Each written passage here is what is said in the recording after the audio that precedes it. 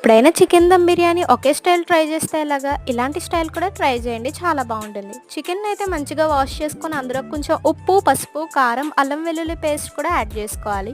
ఇప్పుడు కొంచెం ఇందులోకి పొడి మసాలా, పెరుగు యాడ్ చేసుకొని మంచిగా మిక్స్ చేసుకోండి. అదంతా ప్రతి ముక్క పట్టేలాగా మిక్స్ చేసుకొని పక్కన పెట్టేసుకోండి.